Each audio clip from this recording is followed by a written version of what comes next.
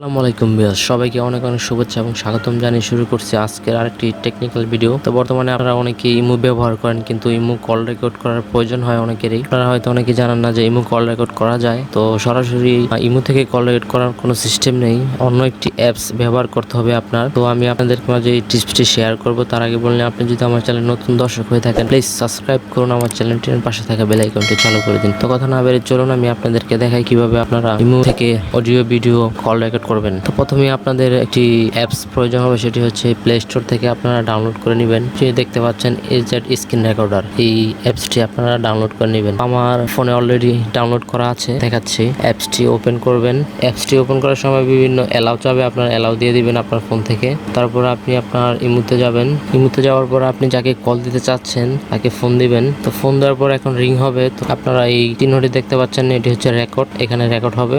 এই যে লাল বাটনটি দেখতে পাচ্ছেন, এটা হচ্ছে রেকর্ড। এটা আপনার অডিও ভিডিও দুটোটাই হবে। তো এখানে স্টার্ট নাও এখানে ক্লিক করবেন। দেখতে পাচ্ছেন আমার রেকর্ডটি চালু হয়েছে। উপরে আপনার সেটের মেনুতে টান দিবেন, উপর থেকে সেটটি টাচ করবেন, দেখতে পাবেন এখানে রেকর্ড হচ্ছে।